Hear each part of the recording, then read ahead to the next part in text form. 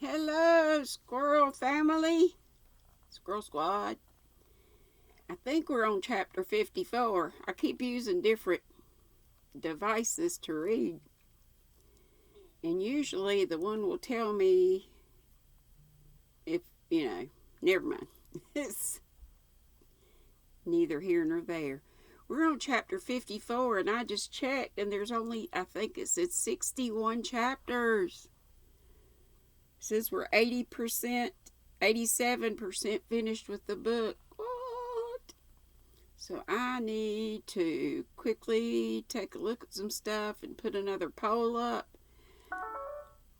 Or just go with Wuthering Heights. That's what I said I was going to do. But now I feel kind of bad about that. We'll see. Chapter 54. As soon as they were gone, Elizabeth walked out to recover her spirits, or in other words, to dwell without interruption on those subjects that must deaden them no more. Mr. Darcy's behavior astonished and vexed her. Why, if he came only to be silent, grave, and indifferent, said she, did he come at all? She could settle it in no way that gave her pleasure. He could be still amiable, still pleasing to my uncle and aunt when he was in town, and why not to me? If he fears me, why come hither? If he no longer cares for me, why silent? Teasing man, I will think no more about him. Yeah, right. Her resolution was for a short time involuntarily kept by the approach of her sister, who joined her with a cheerful look, which showed her better satisfaction with their visitors than Elizabeth. Now, said she, that this first meeting is over, I feel perfectly easy. I know my own strength, and I shall never be embarrassed again by his coming. I'm glad he dines here on Tuesday. It will then be publicly seen that, on both sides, we meet only as common and indifferent acquaintance. Yes, very indifferent indeed, said Elizabeth laughingly. Oh, Jane, take care. My dear Lizzie, you cannot think me so weak as to be in danger now. I think you are in very great danger of making him as much in love with you as ever. They did not see the gentleman again until Tuesday, and Mrs. Bennet in the meanwhile was giving way to all the happy schemes which the good humour and common politeness of Bingley in half an hour's visit had revived. On Tuesday there was a large party assembled at Longbourn, and the two who were most anxiously expected, to the credit of their punctuality as sportsmen, were in very good time. When they repaired to the dining room, Elizabeth eagerly watched to see whether Bingley would take the place which in all their former parties had belonged to him by her sister. Her prudent mother, occupied by the same ideas, forbore to invite him to sit by herself. On entering the room, he seemed to hesitate, but Jane happened to look round and happened to smile. It was decided he placed himself by her. Elizabeth, with a triumphant sensation, looked towards his friend. He bore it with noble indifference, and she would have imagined that Bingley had received his sanction to be happy, had she not seen his eyes likewise turned towards Mr. Darcy with an expression of half-laughing alarm. His behaviour to her sister was such, during dinner-time, as showed an admiration of her, which, though more guarded than formerly, persuaded Elizabeth that, if left wholly to himself, Jane's happiness and his own would be speedily secured. Though she dared not depend upon the consequence, she yet received pleasure from observing his behaviour. It gave her all the animation that her spirits could boast, for she was in no cheerful humour. Mr. Darcy was almost as far from her as the table could divide them. He was on one side of her mother. She knew how little such a situation would give pleasure to either, or make either appear to advantage. She was not near enough to hear any of their discourse, but she could see how seldom they spoke to each other, and how formal and cold was their manner whenever they did. Her mother's ungraciousness made the sense of what they owed him more painful to Elizabeth's mind, and she would at times have given anything to be privileged to tell him that his kindness was neither unknown nor unfelt by the whole of the family. She was in hopes that the evening would afford some opportunity of bringing them together, that the whole of the visit would not pass away without enabling them to enter into something more of conversation than the mere ceremonious salutation attending his entrance. Anxious and uneasy, the period which passed in the drawing-room before the gentleman came was wearisome and dull to a degree that almost made her uncivil.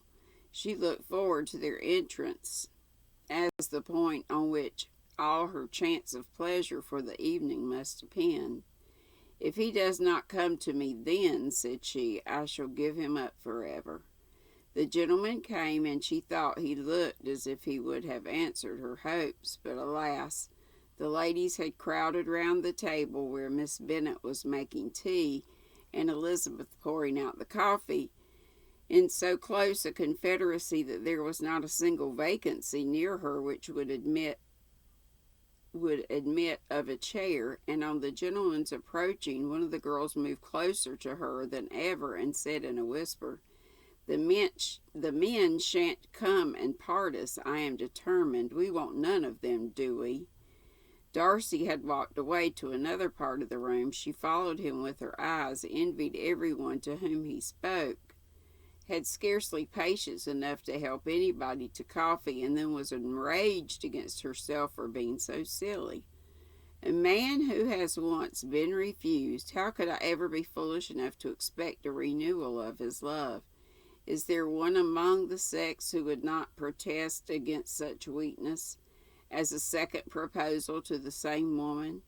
There is no indignity so abhorrent to their feelings. She was little revived, however, by his bringing back his coffee cup himself, and she seized the opportunity of saying, "Is your sister at Pemberley still?" "Yes, she'll remain there till Christmas." "And quite alone? Have all her friends left her?" "Mrs. Annesley is with her. The others have gone on to Scarborough these 3 weeks." She could think of nothing more to say, but if he wished to converse with her, he might have better success. He stood by her, however, for some minutes in silence, and at last, on the young lady's whispering to Elizabeth again, he walked away. When the tea things were removed and the card tables placed, the ladies all rose, and Elizabeth was then hoping to be soon joined by him, when all her views were overthrown by seeing him fall a victim to her mother's rapacity for whist players, and in a few moments after seated with the rest of the party.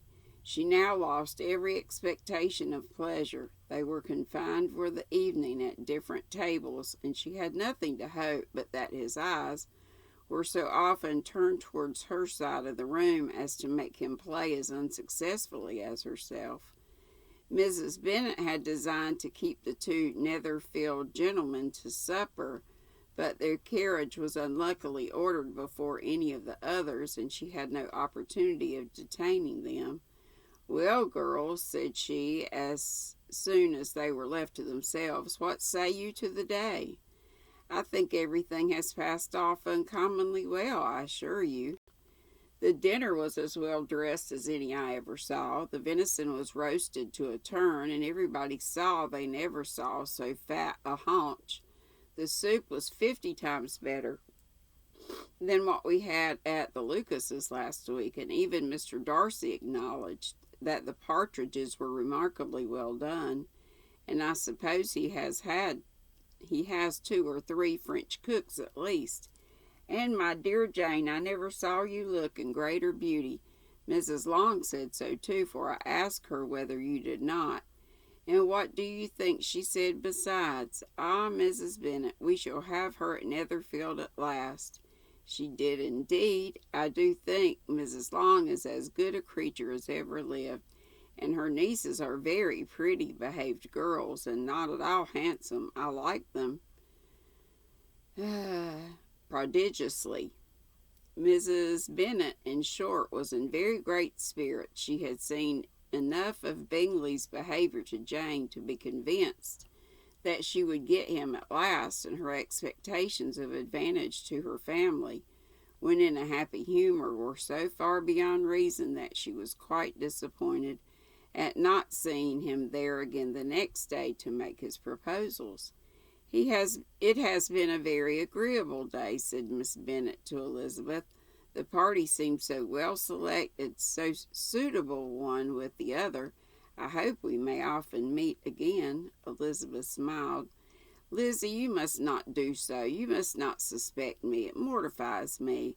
I assure you that I have now learnt to enjoy his conversations as an agreeable and sensible young man, without having a wish beyond it. I am perfectly satisfied from what his manners now are that he never had any design of engaging my affection.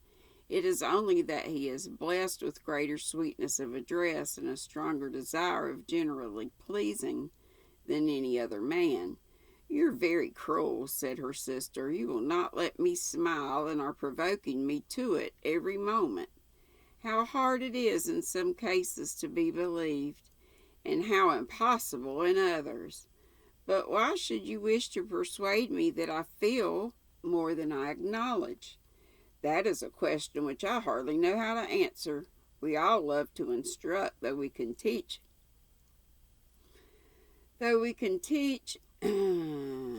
only what is not worth knowing. Forgive me, and if you persist in indifference, do not make me your confidant. Her mama something else. Chapter 55 will be next. Remember, I said we only have, 61? I think that's right. Let me see if I can bring it up. Contents. Yep, 61 chapters. And we are on, that was what, 54? 54. So, let's put, didn't I put a bookmark there? Yeah, I did. Okay. I hope you have a lovely Wednesday, and yay! It's live at 5 day today. Whoop, whoop. And I got my knitting machine today. I'm going to show you something, but I don't think I've shown you this. This is my big old long hat. I used a whole skein of this. Got a little carried away. Look. It could be a scarf with ends sewn together. This has a little bit of another thing. I need to figure out how to... I have never steeped anything in my life. And yes, I made this hat, and I don't remember what the yarn was, but I love the colors and how it pulled. But yeah, this was another, and I thought it went more with this, but it totally clashes with that one. Oh well. But if I could steek it, meaning cut it in half, and make two hats out of it. I'm going to try to figure out how to do that. But you can wear this, you can make them double so you have not the same thing on, but like do 55 rows in one color and 55 rows in another color, or however long you want your hat. And then you would have a reversible, something different on the inside instead of like this. I was just playing around. This was my first play with the Addie King. When you put it on, it looks like you got duty back here. Duty! We'll talk more later at Live at 5. I love y'all. Be sweet. Don't be ugly. Bye.